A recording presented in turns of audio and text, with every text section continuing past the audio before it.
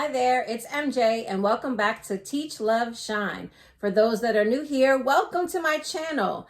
Just a little background about me. My name is MJ, like I said before, and I've taught for 30 years in the school system. I recently retired July 1 of this year, and I thought I would love to have the opportunity to share some strategies and tips that I've learned over my 30 years to help have a smooth transition into the school year. Because I know as the year goes on, it may get a little stressful. So I'm here to help as much as I possibly can. So I know that quite a few of you have been in school a while, a couple weeks, maybe months. So how's it going? No, really, how's it going? How's the planning going? How are the goals going that you set at the beginning of the school year? Have you gotten to know your students and their likes and dislikes and interests? Have they gotten to know you? So have you used any of the strategies that I shared with you before in my other tips? Well, I hope that your school year is going really good so far. I pray that you're having a wonderful time teaching these exciting lessons and that your students are learning a lot from you. So let's get into this episode. Can you believe we're on tip number 5? Tip number 5. I'm so excited. Okay. Tip number 5. Now, we've talked about establishing relationships, like establishing relationships with your students, establishing relationships with your parents. Today's tip number 5, is to establish relationships within your building, with your colleagues. Now, I have to say that I have built so many friendships over my 30 years. Some of my closest, most best friends I formed while I was teaching. And I know that everybody's not going to be best friends. However, you can form so many wonderful relationships within a school building. I know that there is so much talent and knowledge, just so much experience within a school building that why don't you maximize that? Get to know people. You never know who could help you or who you can help or any type of friendship you might develop. You never know. So I want to share some strategies on how to build relationships with your colleagues and be able to collaborate and possibly build some friendships that will last a lifetime. All right, let's get into teach.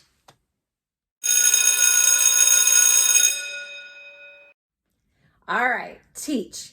Now, I have 9 ways to build a relationship within your school building. I know you're like, 9? Oh my gosh, that's so many. However, I'm going to go through them pretty quickly, but these 9 ways are very, very important. And there are so many more, but I thought these were a good 9 ways to share that I've actually used over my time being an educator in a school building. Now, I know that some school buildings are small, like most elementary staff is small, but when you get to like middle and high school, the staff becomes larger.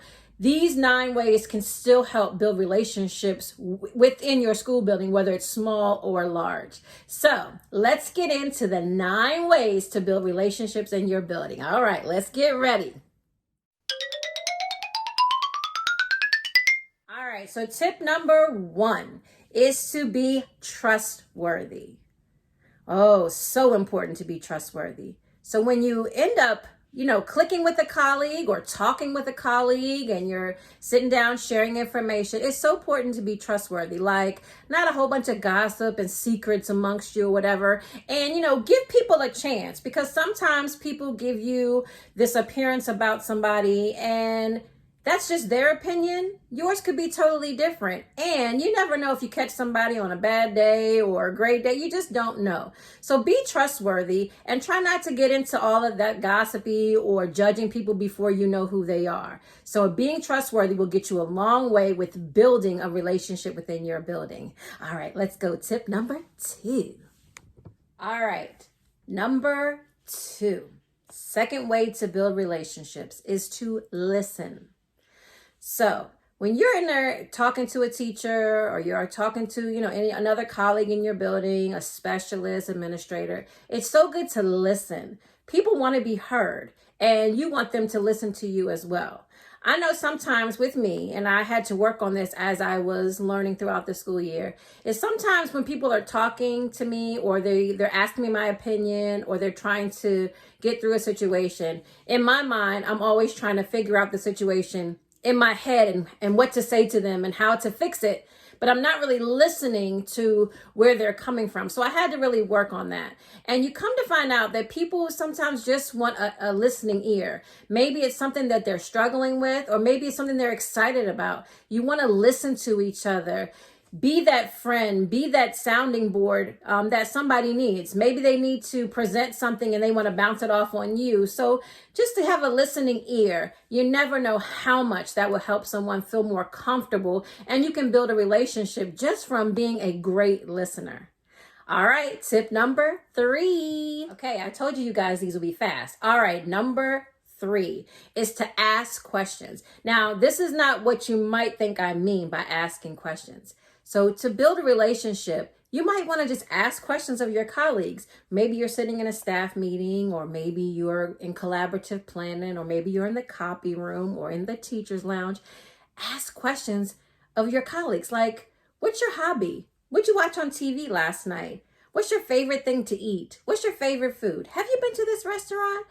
Having some dialogue other than school sometimes builds those wonderful, close-knit relationships, and people feel comfortable with talking with you and knowing that somebody is interested in something that I'm interested in. You never know what you might have in common, and from there, you build this working relationship, but you also could build a relationship outside of school. So just think about asking questions. Get to know people. That's the easy part. All right, number 4 is to support your colleagues. That's an easy one to do and a hard one at the same time. Sometimes you don't know if your colleague really needs support because some people are scared just to ask for help or ask questions that have to do with the curriculum or their kids or anything else. So sometimes you could see expressions on people's faces and you might ask, do you need some help? Are you okay? Maybe you've walked past a classroom and you see a teacher that may be struggling in some kind of way, and maybe you'll talk to them later on in the day. But you want to support each other. And that means supporting each other and celebrating each other, just being there for each other. And sometimes a support could be just like, good morning, how you doing today? Or how is your evening? You never know how that might be supporting someone and just making that spark in them first thing in the morning, because you never know what everybody deals with. We teachers do have lives, so you just never know. So don't forget to support each other. All right, number 5. This is a biggie. Offer your help. And help may be different from support or hand in hand with support.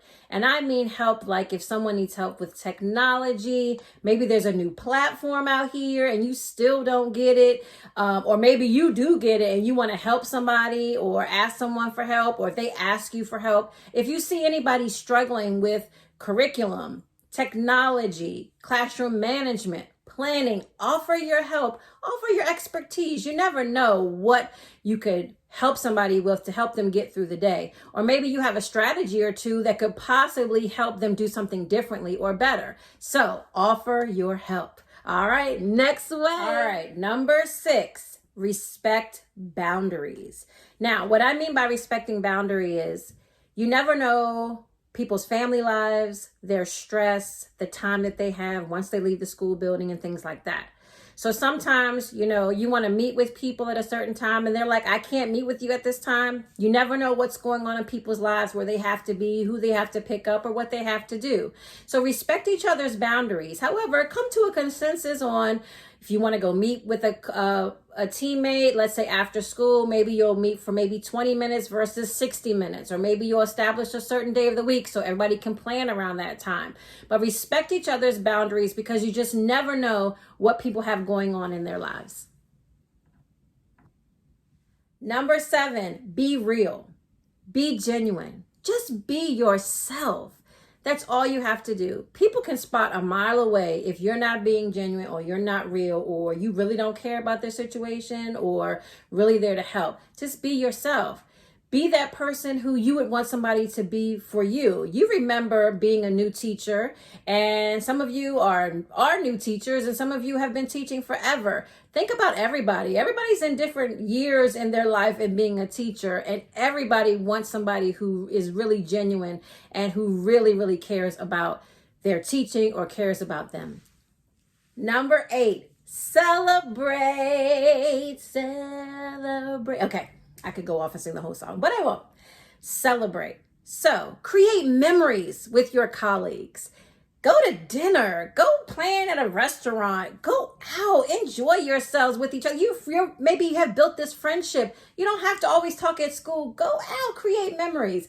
I love these teams that I'm seeing all over TikTok and Instagram and even Facebook of teachers with their matching shirts, and they wear them together and they have little matching sayings on them, and they create these wonderful bonds, which is awesome. Celebrate within your team, celebrate with other people in the school, celebrate. That's one thing to bring people together and to build relationships as well. You don't always have to meet in the teacher's lounge or in the hallway or the front office. Go out the building, celebrate, get to know each other. And number 9, branch out. Did you know that these entire ways that I've talked about, I didn't just mean like your colleagues as far as other teachers in the building? Get to know your administration. Get to know the cafeteria staff. Get to know the custodial staff, your specialists. Get to know and build relationships with them as well. Remember, it's a team effort, and it is a team vision and a team mission to run the school to make sure our scholars are rising to the top and succeeding. So you want to have those relationships with everyone in the building. Everybody, like I said, is not going to be BFFs, but you never know. So make sure you branch out in your building as well to get to know people. You never know what people may know to help you on that day or beyond. Now, all of those ways I will link down in the description box in case you need to, refer back to them to help you out. All right, now, love. All right, love. Has anyone ever tried to have what's called a chat and chew? Well, let me give you the basis of that. A chat and chew is a way to build relationships with your colleagues, to bring in all the knowledge and the talent that is in your building. It is a time where you can get together with your staff and somebody or everybody has something to share that is working well in their classroom.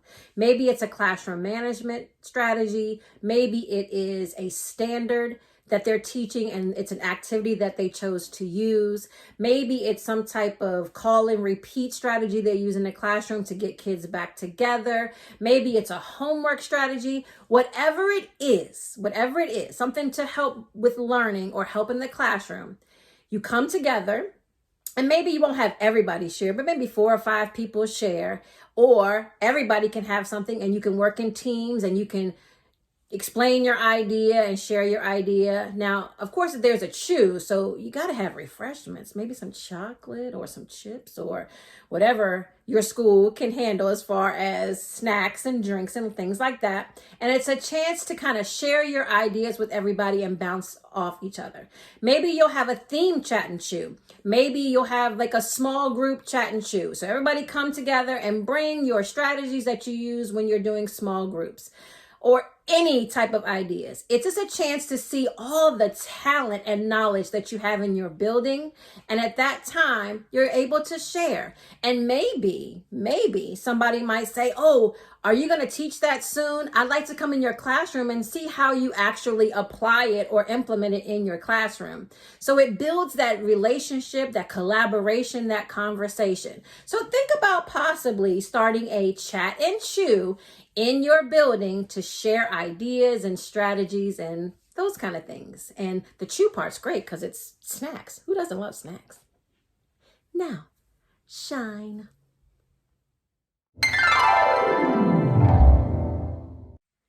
Shine. Okay. I challenge you to shine by going and visiting somebody's classroom or talking to a colleague that you have not talked to so far this school year. And I challenge you to get to know them. I challenge you to possibly ask a colleague if you could come in their classroom to observe, informally, of course, because that's all you can do. You're not an administrator, unless you are an administrator, but still, you want to go informally and observe and get some ideas from them, or invite someone to come into your classroom to observe. However, but I challenge you to have some conversation with a new colleague. Use some of the ways those 9 ways that I gave. Use 1 or 2 of them to help build a relationship in your school building. Even if you already have a relationship with someone in your building, you still might want to try one of the 9 ways to build it more, or to do something different than you normally would do. But I challenge you to shine this week, this month, this quarter, this year, by building relationships with your colleagues. It's always a wonderful feeling when you can walk into a building and you know you have friends, or have people who respect you and you respect them. So thank you for checking out my channel today and my topic of building relationships. Feel free to like, subscribe, share. You can share this video with whoever you want, who you think that would help with building relationships in their building or with each other. Please make sure that you tap that notification bell so that you know when I upload new videos every time. And like we had tip number 5, which means tip number 6 is coming very soon. Now, I want to end this video showing you some pictures of the relationships that I have built over my 30 years. If I leave anybody out that I love and that's my friend, I'm so sorry. I just grabbed some pictures of some of my colleagues over the years who became friends, and some really family. And we've helped each other over the years, whether it's in the same grade level or just in the same building. So think about that, building relationships. I'll see you guys at tip number 6. Bye.